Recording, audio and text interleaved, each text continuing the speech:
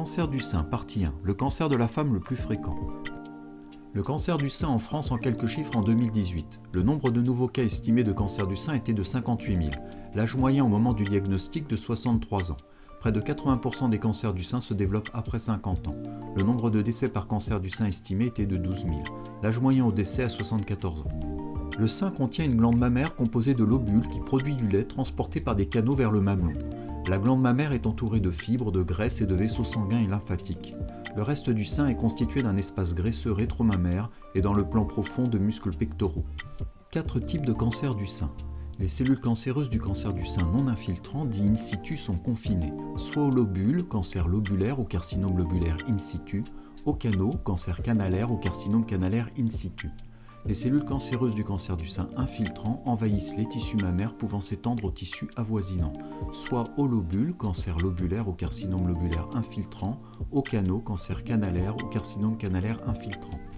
Les facteurs de risque du cancer du sein sont l'âge de plus de 50 ans, certains médicaments hormonaux, contraception, ménopause, l'absence de grossesse ou d'allaitement, une ménopause tardive, les facteurs familiaux premier degré, surtout pour les cancers déclarés avant la ménopause, les prédispositions génétiques par altération des gènes BRCA1, BRCA2, les antécédents de cancer du sein, une radiothérapie du thorax, l'alcool, le tabac, le surpoids, l'obésité, une alimentation déséquilibrée, le manque d'activité physique.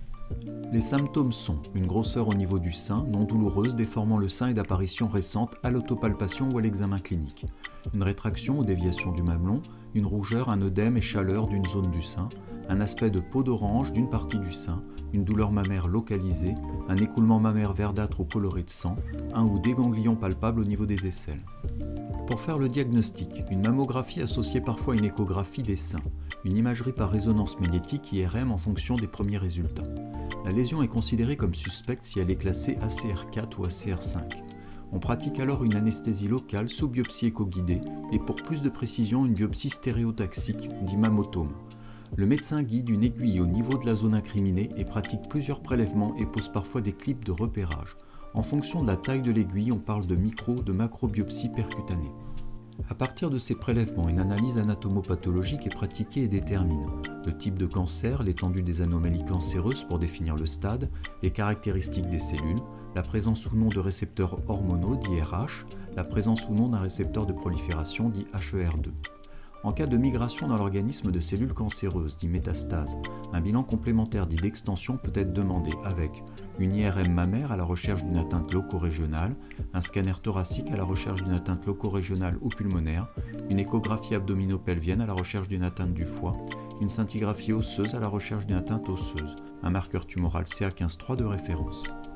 Les classifications internationales permettent de se rendre compte du stade du cancer. La classification TNM. T pour tumeur, TX aucune information sur la tumeur, T0 la tumeur n'est pas palpable, T1 la tumeur est inférieure à 2 cm, T2 entre 2 et 5, T3 supérieur à 3 cm, T4 la tumeur s'étend à la peau ou à la paroi thoracique.